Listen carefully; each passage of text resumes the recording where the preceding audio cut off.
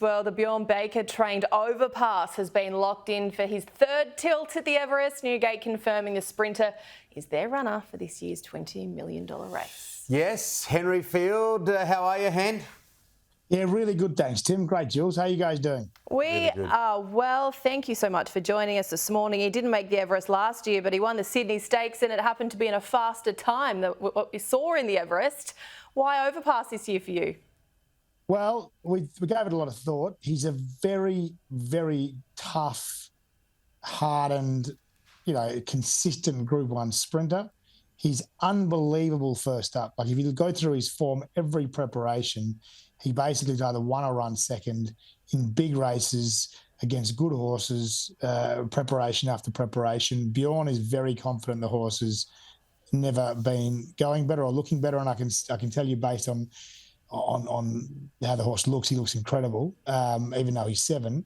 And we just thought, in a tricky year, we thought it was we thought it was a smart play to take the horse we know rather than the horse we're trying to guess. And one of the things about him, he's durable, he's versatile. You look at what he's performed, not only here, but then going across to Western Australia and winning all those quackers. Yes. No, he's a very good horse, but I think the key to the horse is that he's so good first up and he's so good fresh. And Bjorn is in a position where he can really focus on having the horse absolutely dynamite first time out, and I think that'll be the key to his chances this year. What do you make of this year's field to date? There is so much hype around Kaying Rising. I don't recall an Everest where we've just focused solely on one runner. What do you make of the field, how it's taking shape, and also the international interest that Kaying's bringing? It's absolutely fascinating, and I can't wait for Everest Day. I think it's going to be one of the most interesting races you've ever seen.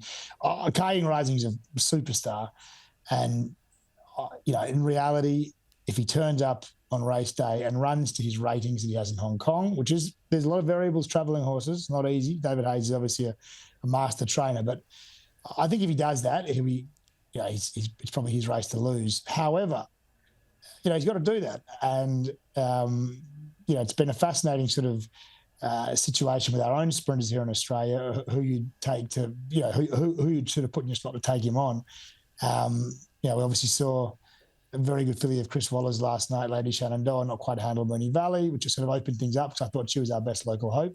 So it's very, very open. If he fails, it's a very open race. And I'm just pleased that with our partnership with the Inghams, Greg Ingham and Barb Ingham and Newgate, that we've got a horse that, if the favourite fails, will be there till the bitter end, I think. I think he'll dance a big dance Overpass in the Everest, and you know what you get with a horse like Overpass. A very exciting morning this week with the 2-year-old trials. I mentioned before, a lot of people sort of liken it to Christmas Day. Well, yeah, I mean, I suppose the thing about Christmas Day is that it's generally... it generally finishes out well. Sometimes those 2-year-old trials can be like a pop balloon, but it was some really interesting horses trialling. Obviously, what was really exciting for me is some of the first season sides. We saw, Stay Inside and Home Affairs, two very exciting young stallions, have really dominant trial performers.